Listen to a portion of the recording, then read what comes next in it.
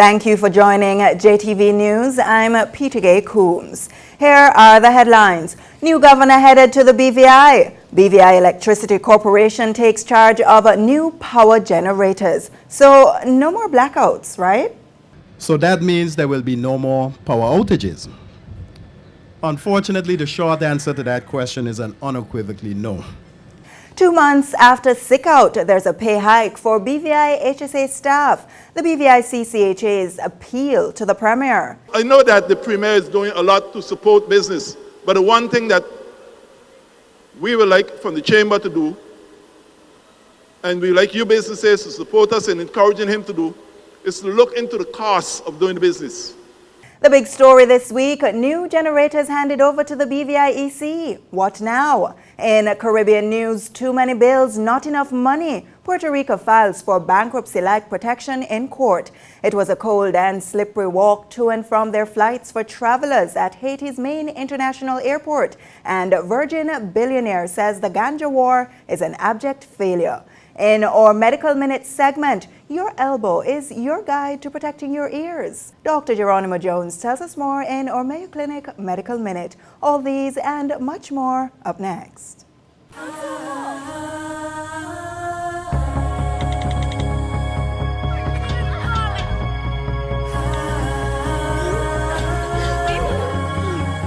This is us.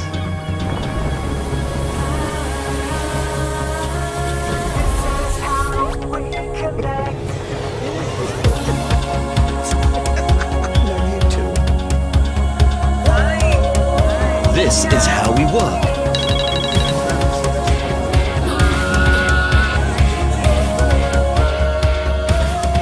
This is how we play.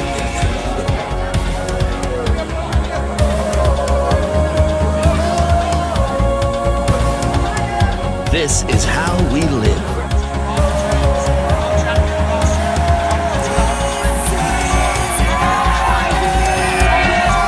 This is us.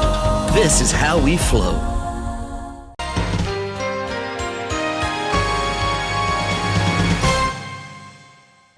Now for the details. The British Virgin Islands has a new governor. He is Augustus Gus Jaspert, who replaces outgoing Governor John Duncan and will take up his appointment in August. The incoming governor worked in the UK Cabinet Office as the Director of Security and Intelligence at the National Security Secretariat from 2015 to present. He was head of drugs and alcohol and head of policing from 2009 to 2012. Other posts include private secretary to the Prime Minister from 2012 to 2014 and lead manager of children's services at the Surrey County Council. Mr. Jaspert is married to Millie Jaspert and has 2 children. The announcement of his appointment was made by the Foreign and Commonwealth Office on May 3. Governor Duncan will demit office with quite the parting gift for the government and people of the territory to remember him by on March 16, citing that he does not want his successor to face similar circumstances. Duncan used his constitutional power to compel the government to allocate more funds, a total of $1.8 million, which includes monies for an extradition case, a corrupt cops case, as well as for the offices of the Attorney General and Director of Public Prosecutions, in addition to the RVIPF. Governor Duncan has scolded the government for not implementing several pieces of legislation: the Freedom of Information Act, Data Protection Act, Whistleblower Act, as well as the establishment of a Human Rights Council. He argued that instead the NDP administration had its priorities wrong, concentrating on the commercial and arbitration courts over the needs of the magistrates and high courts, and in a very politically charged commentary, stated that the days of the governor participating in political gestures are over and that constitutional concessions from the United Kingdom will only be granted if certain legislative amendments are made by the BVI. Governor Duncan also ruffled feathers in the opposition Virgin Islands Party when he revoked the appointment of Julian Fraser as opposition leader in February of this year at the request of Chairman, now opposition leader, Andrew Foy. Chairman of the BVI Chamber of Commerce and Hotel Association, BVI CCHA, Louis Potter, took the government to task when he called for a working group to be established to examine ways to reduce the cost of doing business in the territory. Mr. Potter was at the time in the presence of over 63 businesses during the launch of the two-day Buy BVI trade show held at the Multipurpose Sports Complex on April 29. He lauded the National Democratic Party administration for the work it has been doing to improve the business landscape of the British Virgin Islands, but said there are bureaucratic red tapes. Now, I know that the Premier is doing a lot to support business, but the one thing that we would like from the Chamber to do, and we like you businesses to support us in encouraging him to do, is to look into the costs of doing business, both from a point of view of costs and a point of view of regulations and all the different steps you have to, and hoops you have to go through when you as a business person try to do your business. We want to make it simpler and easier so that you can be more effective and efficient, and in turn be better able to serve your customers. So we hope we can work with the government to set up a working group to study the costs and the ease in doing business in the BVI to make it better for everybody. Premier and Minister of Finance Dr. D. Orlando Smith was present at the expo to declare it open. Deviating a bit from his prepared speech, he responded to the challenge from Mr. Potter. I want to respond a little bit to what the chairman said a few minutes ago about encouraging the government to support local businesses. One of the things that I've been urging for many years, and it's for the idea that the government, the public service is there, their job is to support the local people in whatever they do, whether it's business, whether they're accessing government services or whatnot. The job of government really is to support and work with the local population. And I used to call it, let us roll out the red carpet for business. And we've been doing that, we've been encouraging that. Nonetheless, Potter said that businesses also have a role to play in ensuring their own success. It was on March 23, 2015 that the government of the British Virgin Islands broke ground for the official commencement of the BVI Electricity Corporation's BVI-EC's Phase 5 project. 2 years later, major components of the project have been completed. Kathy Richards was present at a ceremony for the handing over and filed this report. Power generation and supply is a priceless, priced commodity. The BVI-EC has moved from its humble beginnings of producing this product from 3 GM engines at Longbush, which were 60 kilowatt each, to the recently installed 3 new gensets at Pockwood Pond with a total capacity of 25.5 megawatts. They have also installed 2 additional transmission cables between Pockwood Pond and Longbush, the single largest upgrading investment at the corporation at a cost of $50 million. Of this, $35 million was borrowed from the Social Security Board. We were pleased as a government when the corporation put forward their Phase 5 development plan. We were pleased to respond as a cabinet through the leadership of our Premier and Minister of Finance to authorize this development and authorize the borrowing of $35 million approved by the House of Assembly to engage in this very important development here today that puts us in good stead. Under Phase 5, the corporation has expanded the now, I guess, Henry Wilfred Freddie Smith power plant to accommodate 4 additional generators. In the first instance, we have 3 spark ignited generators producing 25 megawatts of power. And the board recently made a decision to negotiate with Watsella to purchase a 4th generator. Edmund, I think you'll be pleased to hear that. We've also installed 2 additional interconnector cables between Parkwood Pond and Longbush to provide additional transmission capacity and redundancy. We've added a new control room and new cooling system. And Minister of Labor, you're pleased to know is that we've invested quite a bit in the team members here at BVI-EC. a lot of training has been provided in order for them to support and maintain this $50 million investment that we made. But whilst this is great news that comes as music to dance to, BVIEC's General Manager, Mr. Leroy Abraham, sings a song one wished they did not have to hear. So that means there will be no more power outages. Unfortunately, the short answer to that question is an unequivocally no. I will never be so bold to make such a declaration that there will be no more power outages.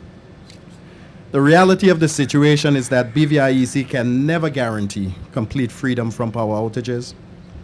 One must be mindful of the fact that unlike most of our regional counterparts, whose electrical grid supplies largely one island, BVIEC is responsible for providing supply to 10 other islands from this sole facility.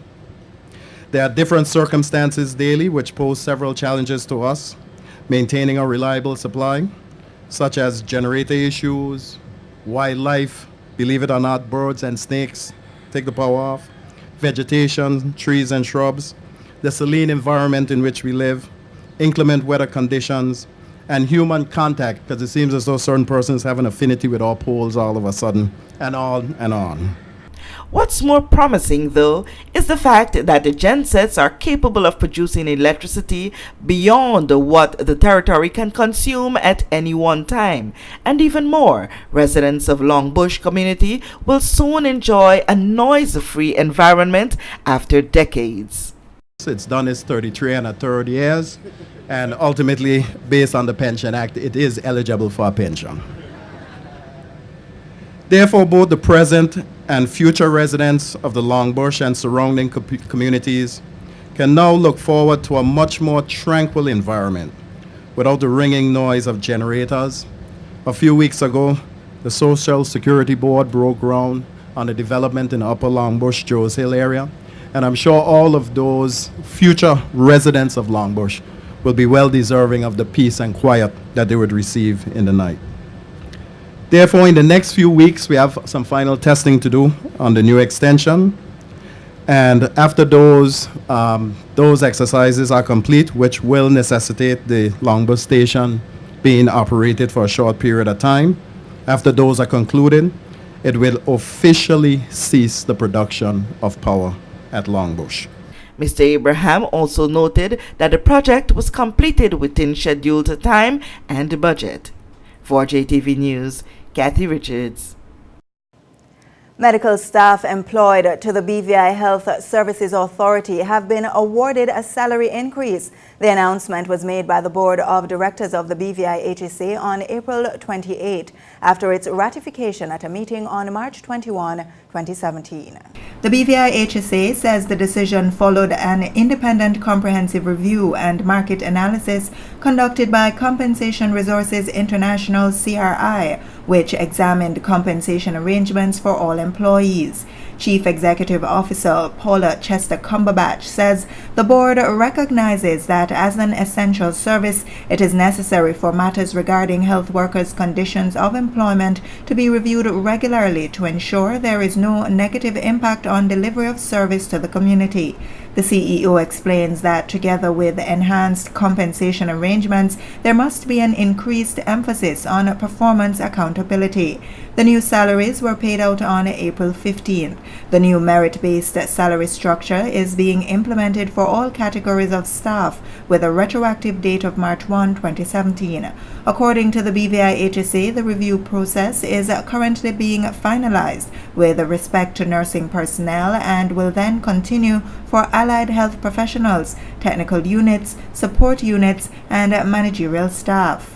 The BVI HSA states that employees are required to comply with the authority's employee handbook and code of conduct and to uphold high standards in matters such as working hours, professional ethics, caseloads, and improved processes towards enhanced quality of care with the strategic aim of achieving accreditation status for the People's Hospital. The new salary structure by the BVI HSA follows a one-day sick-out by doctors and other medical personnel on February 20 of this year in protest of the disparities in pay, particularly between expats and locals. You live in a region and on islands that are rich in resources. The first of which is the human resource. The second of which is a deep talent. The types of people that I have met here in the course of my life and over the course of the past 24 hours suggest to me that you have one of the greatest opportunities of any region in the world to expand what it is you do, to have the impact on the world at large that you should have. That is an assessment of the British Virgin Islands by President of Howard University, Dr. A.I. Frederick, after being in the territory for just one day. He was at the time delivering the keynote address at the BVI Lions 45th Anniversary Gala and Fundraiser held at the Moorings Mariner Restaurant on April 28. The fundraising aspect of the event was the first of several others planned for the construction of the VI Heritage Resource Center, which the Lions is collaborating with the H. Lavity Stout Community College to do. And while the Howard University president sees this as a worthwhile venture, he underscores the importance of respecting institutions. But too often, people are too comfortable disrespecting and disregarding our institutions, taking them for granted, saying disparaging things about them. And what I would urge all of us to do is to make sure that we are thoughtful and mindful of that, and that we are in the business of uplifting and participating in solution finding as opposed to tearing each other down. We often complain about the man, whoever he is. I'm yet to meet him, and I hope that I don't. What I do know is that I meet other people who benefit from our institutions, who don't show enough gratitude, who don't show enough love and self-respect. I tell my students when I lecture to them that the biggest hypocrisy that exists among us is that we practice too much self-hate. It is anticipated that a close working relationship would be fostered between HLSCC and Howard University. Other highlights of the event included the honoring of the first 5 Lions presidents, Terence J.S. Erskine, Edgar A.C. Hewlett, Sidney Brathwaite, Dr. Samuel George, all deceased, and Mr. John B. Wong. Getting roses while alive and being able to witness it and celebrate the prestigious moment is the experience of the man who, though retired, is revered among those associated with the BVI Electricity Corporation, Henry Wilfred Freddie Smith. More on this from Kathy Richards. The BVI EC power generating facility at Pockwood Pond now has a new name. It's named after a man who would have served the company for over 49 years, Mr. Henry Wilfred Freddie Smith. This adulation was bestowed on Mr. Smith in the presence of hundreds gathered at the power plant at Pockwood Pond on May 4, 2017. His story of dedication, relentlessness, and a committed service was echoed by everyone who spoke at the ceremony, including his brother, Premier and Minister of Finance, Dr. the Honorable D. Orlando Smith. There are some people who, without fuss or bother, make significant contributions to the lives of others around them and to the country in which they live. Some people call them unsung heroes. But in reality, the thing they do, the little kindness that they give to people, and the dedication they give to their work is recognized by all. This is my brother Freddie. In the booklet tribute to you, it states that you are a quiet and humble man, but let it be known, the work that you did and the people that you inspired speak loudly, clearly, in volumes about and in praise of you. His exhibited level of selfless devotion to this organization and by extension this territory is truly commendable, and is something that I personally aspire to emulate every day of my professional career. Freddie devoted his life to this organization. He worked very long hours and never submitted, not once, any requests for overtime. Not once.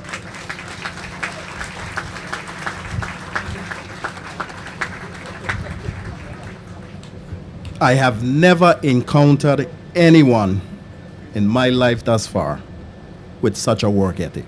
Never. Freddie's work continues still. You mightn't understand that.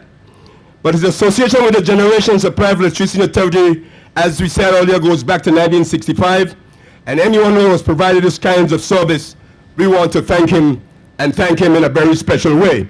Today is an exceptionally beautiful day because a good man who came from very humble beginnings and who spent 49 years of his life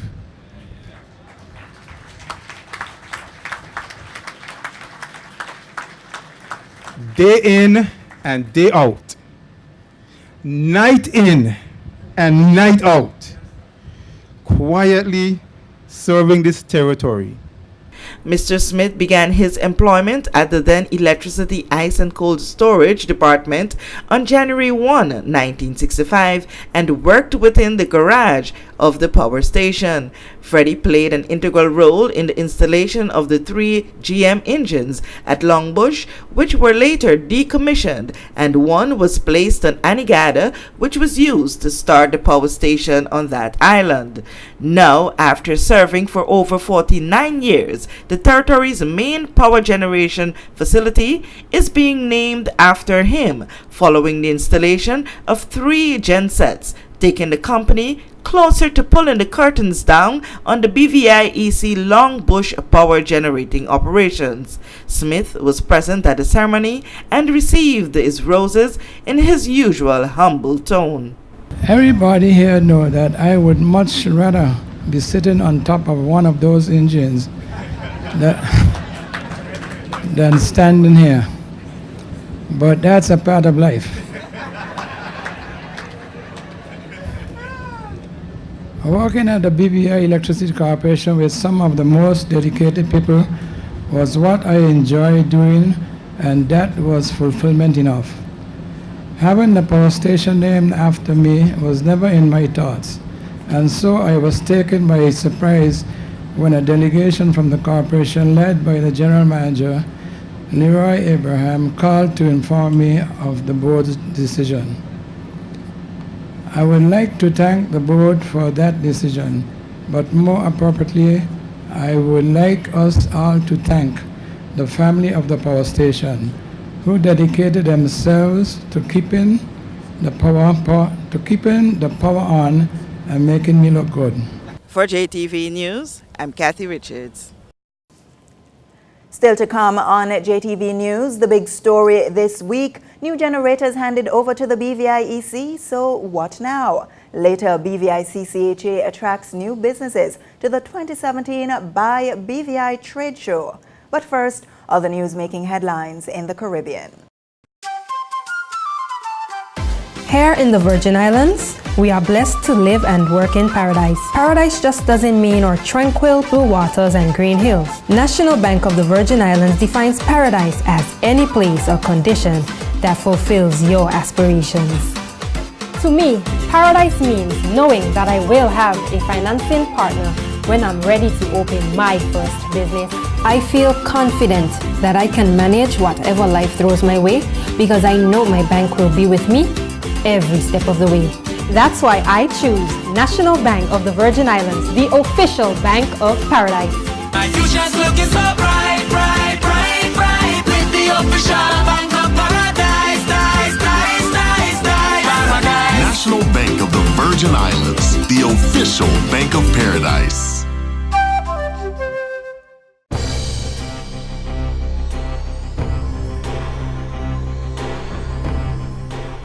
The U.S. territory of Puerto Rico has filed for a form of bankruptcy, according to the debt restructuring filing on May 3 in the U.S. District Court in Puerto Rico by the Financial Oversight Board, which has been overseeing the country's affairs since last year. The U.S. territory is unable to provide its citizens with effective services because of the crushing weight of its approximately $123 billion debt.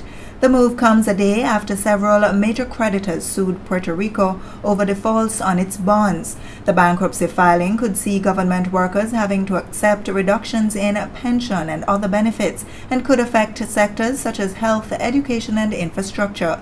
The U.S. territory, which has been in a recession since 2006, has an unemployment rate of 11%, migration of 10% over the past 10 years, and about 45% of its residents living in poverty. Its fellow Caribbean-based American territory of the U.S. Virgin Islands is also facing dire financial straits.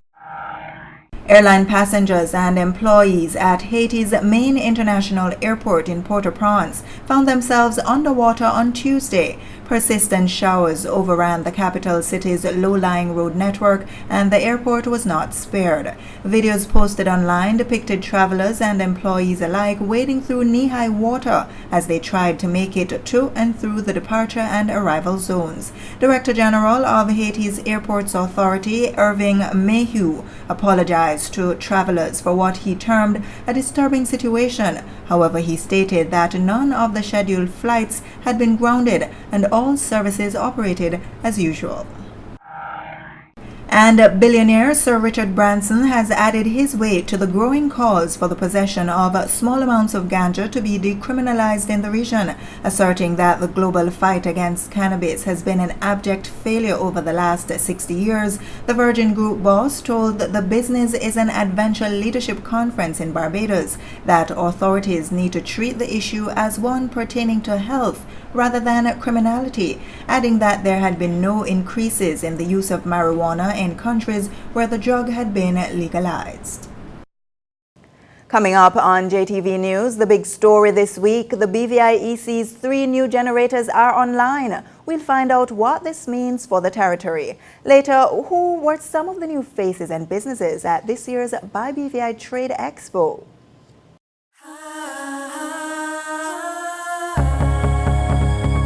This is us. This is how we work. This is how we play. This is how we live.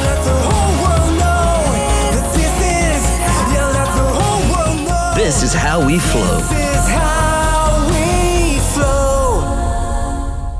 If you're looking for extra savings and free benefits with car insurance and home insurance, Colonial has just the cover you need. there's a free $250 gift voucher for new home insurance customers too, and 10% car insurance discount if you have home insurance. With a claim service that's quick and friendly. We call it Cover Without Added Costs. Call for a quote on 494-8450 or Virgin Gorda 495-6403 or visit cgigroup.com. Colonial, where people come first.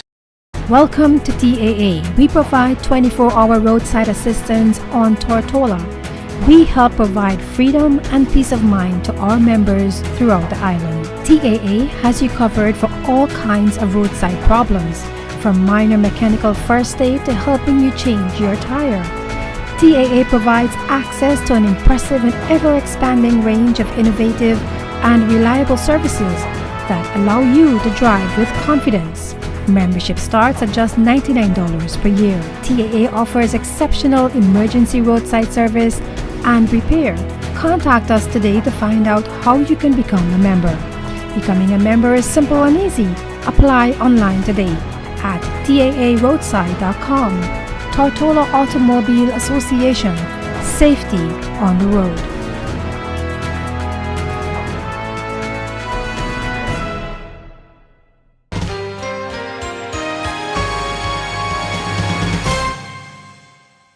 Welcome back to JTV News.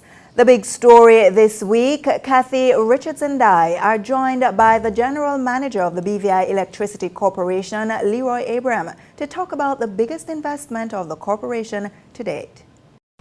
$50 million under budget, the largest ever investment in the energy infrastructure in the BVI. But with all of this good news, what residents in the BVI want to know is, does this mean that there will be no more power outages? And to answer this question as well as others, right here on The Big Story, we have the man who has described this development as a big deal, the General Manager of the BVI-EC, Mr. Leroy Abram. Let's begin with the significance of this $50 million investment, this Phase 5 power development program that has been executed. How significant is this investment for the territory? This is, as I stated yesterday, this is a big deal for the BVI. It actually signals a whole paradigm shift with regards to energy production in the territory, because it not only shuts down our Longbush facility, the Parkwood Pond facility in the next few weeks will be the sole means of energy production for the entire territory, with the exception of Anegada, which isn't connected to the grid. It's a sizable investment in terms of costs. The volume of power in excess of 25 megawatts of power being installed at one time. Discussions are now taking place for the installation of a fourth unit, reinforcing our transmission between Parkwood Pond and the Longbush facility. So it's a big deal. It would definitely usher in a new level of efficiency and service to the residents and visitors to the territory. Yes, residents in the territory are excited that this has been done. It shows that the government is putting its money where its mouth is. But does this mean that residents don't have to worry about frequent blackouts anymore?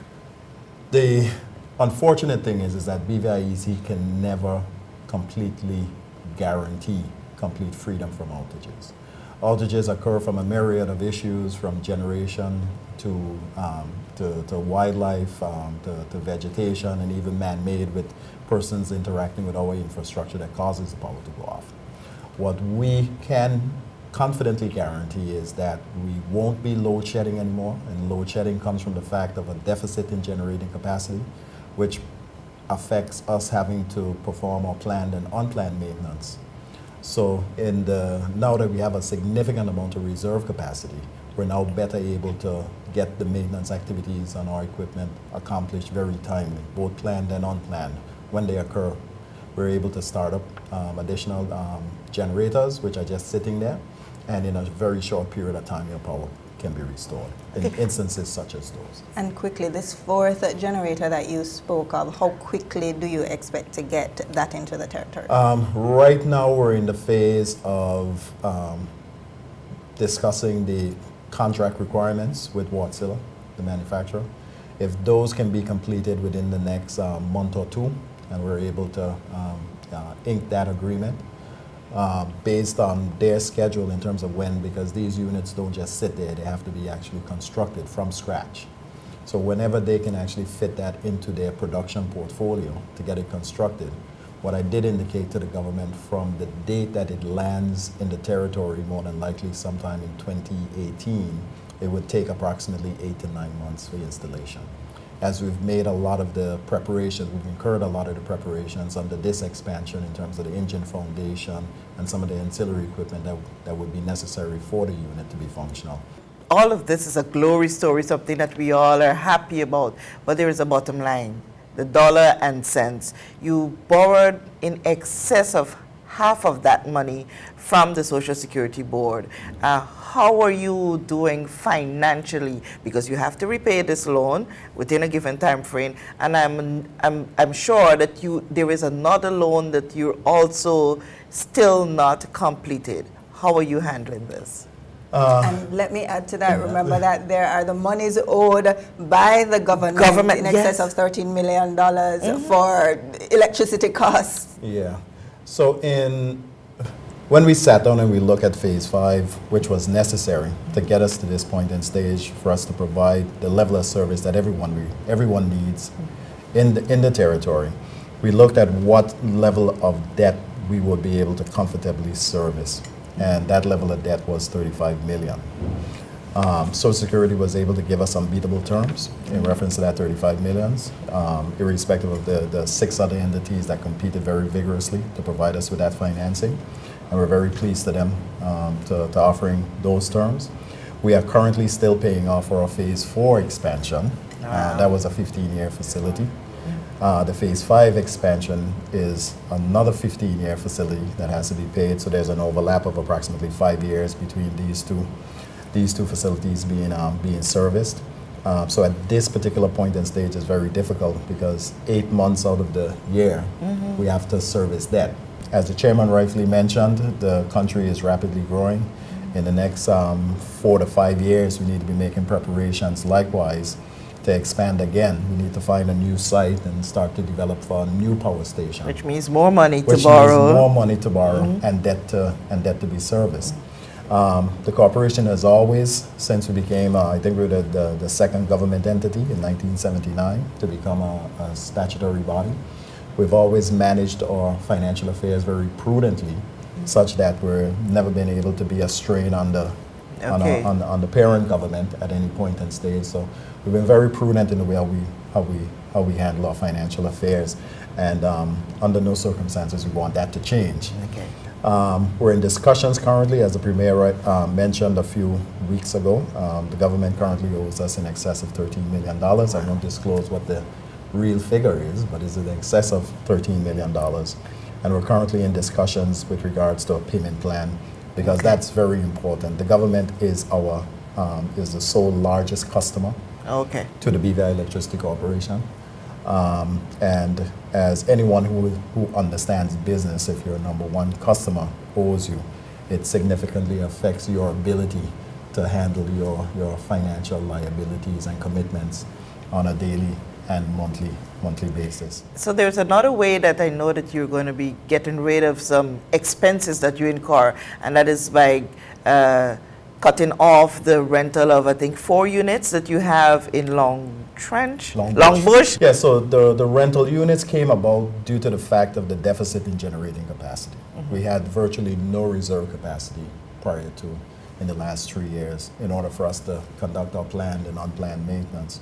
So unfortunately, that was an additional expense that the corporation had to incur to rent units to give us a little bit of a buffer. So we rented approximately 4 megawatts of power, which was situated at Long Bush, to assist us with issues and to take into account, because as I said, every house that is constructed, and believe it or not, is right down to the level of the additional TV you put on your house. Every addition in electrical equipment, we naturally have to be able to supply that load. Getting rid of those engines would definitely reduce some of the operational expense on the organization.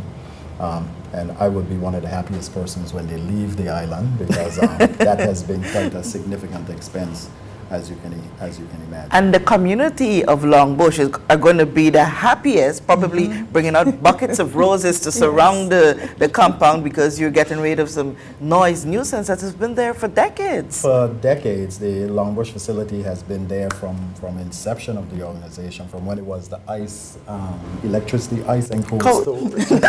Electricity, ice and cold storage. Okay? So for quite a few decades, the Long Bush facility has been there generating electricity.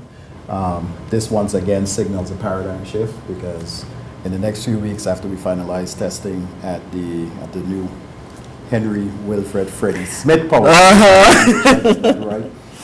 That would then usher in the rental sets moving, and the one operational unit at Long Bush, which is Unit 11, it would be retired very gracefully once and for all. No more generation. Speaking of cutting costs and efficiency, the representative from Wartsila who was there, he spoke about the necessity of maintenance and training.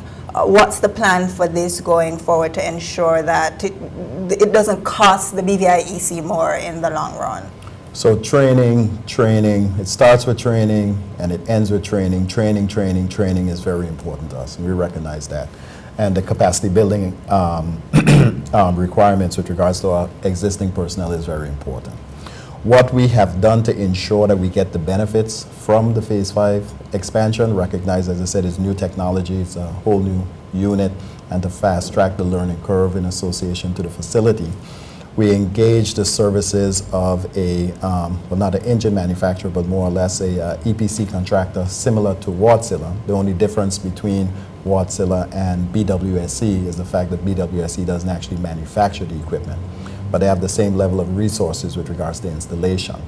So we've engaged them in a technical services initiative to provide. So there's 3 persons here providing that necessary technology transfer and improving our operations and maintenance practices at the facility, and more or less updating them and bringing them to industry best practices. Okay. So that's A. B, we're in the final stages with Wartsila to put in place a training agreement for the next 5 years where our personnel will be trained, have Wartsila training, ultimately to become Wartsila certified technicians in reference to the facility. So with the BWSC team being here, that's daily on-the-job training, capacity building, and it will be reinforced or complemented with the Wartsila training agreement, which will be signed very shortly. Along with this big handing over, you guys have renamed the Puckwood Pond Power Station after a man that I learned of for the very first time yesterday, and I have a whole lot of respect for him, having heard. Tell me, how did this go down?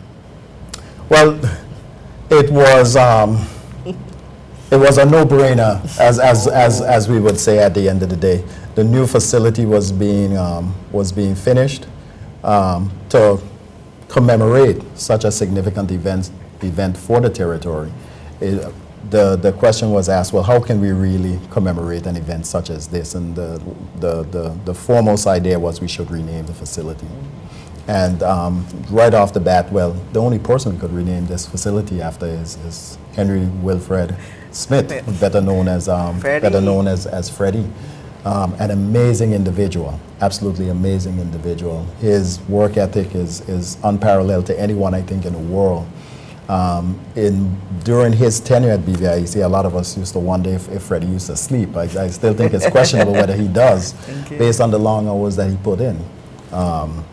And that went on for many, many years. His stamina is something I don't think much young individuals can compare to. Peter, the thing about it is that Freddie is the brother of the premier of the territory, and Freddie come and get something that significant named after him before the premier. It says a lot, Yes, especially yes. of a man who is, I've learned, he's self-taught. That's a huge deal. That's a wow factor, and it should inspire a lot of us. I can't let you go, Mr. Abram, without asking about that. It was like for about half a day blackout that happened back in March. Has your investigations revealed what was the source of yes, Monday, March 20th. And what our investigations revealed was that was the same day that we actually put online the 3rd unit, Unit 10, the 3rd new unit. So essentially the equipment, the bus, I'm not too sure if you went on the tour yesterday. Yes. But the 34.5 kV bus that the unit was feeding into, now that it was extended, and that volume of power from the 3 units, that was the first time all 3 units were online at the same time, delivering that level of power. There was a relay that was set, unfortunately it was an oversight, that the relay value wasn't increased to accommodate that volume of power. So recognizing that volume of power was going by, the relay did what it was supposed to do, which was it sensed that there was a abnormal condition, and then opened the breaker. And in opening the breaker, it separated all of that amount of power that was being generated on the new side of the extension and shut the whole system down, because the other 2 units that was running at the time was unable to carry that amount of load. The building out that's being done by the BVIEC, of course, with some 3% of the territory's energy supply coming from renewables. Renewables have to be a part of that mix. So what's the plan there? We are looking at a very comprehensive approach with regards to energy production. Base load capacity will always come from fossil fuels, unfortunately, because that's just how it is. So the Puckwood Pond Power Station, and likewise our next power station, wherever it is, would be the base load facility. Renewables complement that base load capacity. So we're looking at it from a comprehensive point of view, where the Puckwood Pond facility would operate on light fuel, diesel fuel. The new power station, we want it to be able to operate on gas, whether LPG or natural gas, if the economics for natural gas at that point and stage, work out in reference to our formulas at that point and stage, so we have some fuel diversity. And then renewables would then come in reference to, as I said, complementing. Renewables, unless it is hydro or steam from our geothermal, can't be utilized as base load. So what we're looking at initially is solar PV, and unfortunately there's a variable entity to the renewables that are solar, which unfortunately doesn't make it base load. Right. But at least we'll be able to have a much diversified portfolio going forward comprehensively in terms of energy production in the territory. We've been discussing with a private developer a proposal submitted by them for a small utility scale project of around 2 megawatts solar PV. If we're able to reach to agreement on that, that would actually be a quote-unquote flagship project in renewables for the territory. So we're hoping to see if we can, we've been at it for the better part of approximately 3 years now. So if we can, definitely the commercial element of it is very important because, the dollars and cents. So if we're able to achieve, as I said, agreement on the commercial entity, and we've already established that the project is viable from a technical standpoint. We've done our technical due diligence on it. So if we're able to achieve some agreement on it, hopefully that will be the flagship project, which should be online between maybe early 2018. 2 megawatts of solar PV on the western end of the island. We're also actively looking at Anegada, which, as I keep saying, is not connected to the grid. And the cost of production of power in Anegada is actually subsidized by the corporation, because the cost to produce power is much more expensive than the parent grid. But the customers in Anegada pay the same rate as everyone connected to the parent grid. So the difference, that delta, is subsidized by the organization. To remove that subsidy, renewables would be perfect for that installation, for that sister island. So right now we're in the discussions with the government to acquire some property which is right adjacent to the power station in Anegada. And once we're able to acquire that property, we're simultaneously reviewing the technical aspects of having a hybrid, renewable energy hybrid system, small amount of diesel power generation, and probably solar and wind complementing that. So the small amount of diesel power generation will make sure, as I said, remove the intermittency of the renewables, the wind and the solar, and the wind and the solar producing most of the capacity for Anegada. Okay. Thank you very much for joining us right here on The Big Story, Mr. Abram. It was very good having you. And so with that, you heard it right there from the General Manager of BVI EC, Leroy Abram. Major headway being made in terms of investment in the energy infrastructure of the territory, and serious talks are taking place as it pertains to including renewables into the energy mix. And with that, we leave it right here on The Big Story. Do check us out on Facebook, YouTube, and jtvlive.net. The BVI Chamber of Commerce and Hotel Association had yet another successful staging of their annual Buy BVI Trade Expo recently. While there were many familiar businesses and faces from previous years, the organization was highly commended for bringing on board a number of first-timers. Kathy Richards wraps with some of them. Well, we decided to hop on board to just get more exposure for our business. Where domicile, we're located in Soper's Hole on the marina. A lot of BVI landers or locals don't know that we're there, so we decided to come out to the Buy BVI trade show to essentially just get our name out there, let people taste our product, enjoy it so much that they decide to take the long drive to Soper's Hole just to have our gelato. So, but tell me about some of the products that you produce. Okay, well, all the products that we produce, we make them all here locally. Many of the flavors are made from all of the flavors are made from natural ingredients. Most of them are sourced locally, so like our mangoes, our soursop, or tamarind, all those flavors are sourced locally. And those that we source internationally, we're very high on ensuring that we get the highest quality products to put into our gelato. Is this the first year you're out here? Yes, it is the first year that we're here. So we're very much excited, and we're very much looking forward, to all the exposure and everything. What's the name of your booth? We're Christers BVI, and we do lots of various things. Right here we have products, that's a line of products called Artist. It's reshaping garments. It's also nutritional drinks. We have Ultra Body Cleanse. We all need a detox. Yeah. Every so often. So this Ultra Body Cleanse gets you where you need to go, along with our Lviv drink. Okay. Once you drink this, your body is alkaline because we naturally have so much acid in our bodies that we need to, the food that we eat, put all that extra in as well. So with the Lviv Red, we actually alkaline our bodies. It's been good, it's been overwhelming, but I'm grateful. You know, my thing is giving people knowledge and making sure that you understand what is the benefit of you taking care of yourself as an individual. It's not about, you know, just coming to the spa and relaxing. You come to the spa, but you have to reap the benefit after coming to the spa. It's coming to relax, but you have to know when I go home, I have to take care of my face, I have to take care of my skin, I have to take care of my nails, I have to follow up. So, you know, that's my passion, and that's what I do.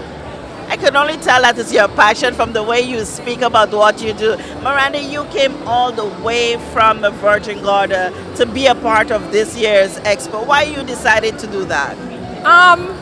Actually, Trade Department called me last week and they said, do you want to come and be in the expo? I didn't know anything about it, and I said, sure. I mean, you know, anything to get out to people.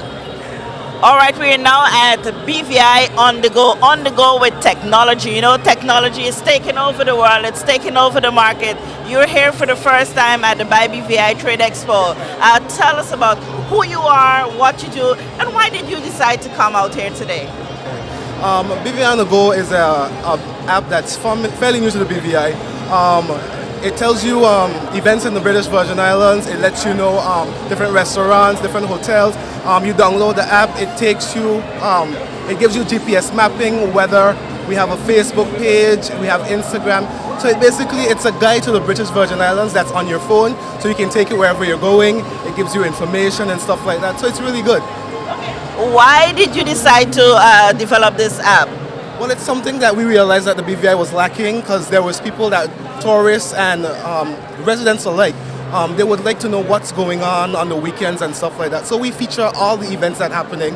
So rather than having to go to Facebook and visit or look for stuff that's going on, we feature everything right there. So everything is centered in one place. Okay, how long have you been in existence? We've been trying to get this together since 2013, but we're now hitting the road running from as of 2015. So we decided to come here today to see what we can get accomplished. Up next in our Medical Minute, we'll tell you why your elbow is your guide for what not to put into your ears. Dr. Geronimo Jones is next with that report from the Mayo Clinic. Stay tuned.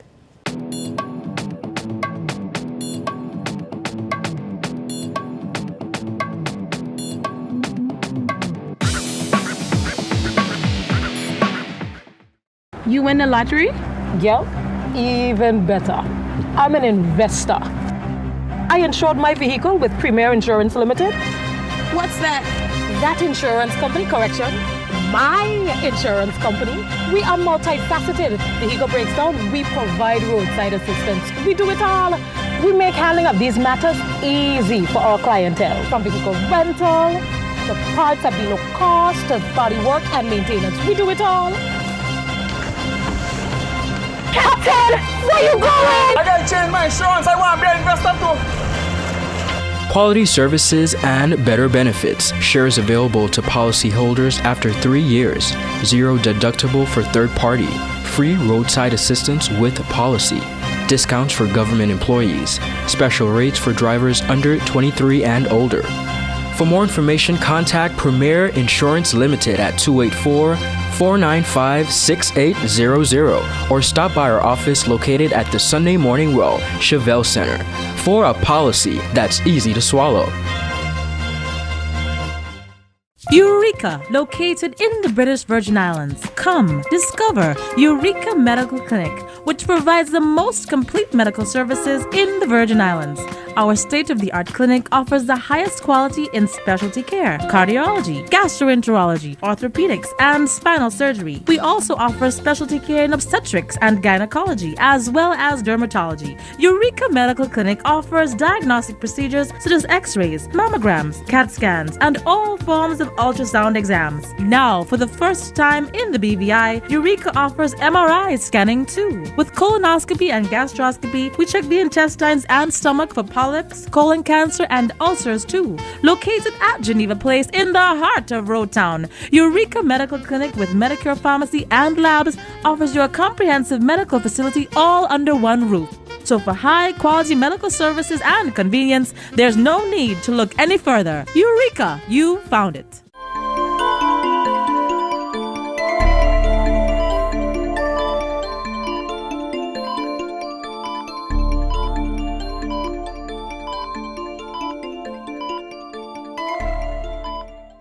Don't put anything smaller than your elbow in your ears. The advice you may have heard first from your mom has gotten a fresh thumbs up from the American Ear, Nose, and Throat Doctors. In this Mayo Clinic Minute, Dr. Karthik Balakrishnan, a Mayo Clinic ENT, explains why you're likely doing more harm than good when you ignore this recommendation from the American Academy of Otolaryngology. Jeff Olson reports. Bobby pins, car keys, paper clips, cotton swabs. All things that should not be in your ears. Yes, even cotton swabs. In fact, the American Academy of Otolaryngology says don't put anything smaller than your elbow in your ears. It feels good and you see some wax on whatever you put in your ear, so you feel like you got it out. But Mayo Clinic otolaryngologist Dr. Karthik Balakrishnan says putting this or anything else in your ear canal does more harm than good. You're pushing most of the wax in deeper. Dr. Balakrishnan says most people's ears do a good job of self-cleaning, so only the outside of the ear needs attention. It's totally fine to use a Q-tip to clean the outside of the ear, but don't put anything into the ear hole. If your ears become plugged or your hearing is muffled, or if you have discomfort or prolonged itching, see a doctor. There are some people who do have problems with very dry wax or very sticky wax that doesn't work its way out, and then it's appropriate to see a physician or healthcare provider to get that cleaned out, but don't try to do it yourself. For the Mayo Clinic News Network, I'm Jeff Olson.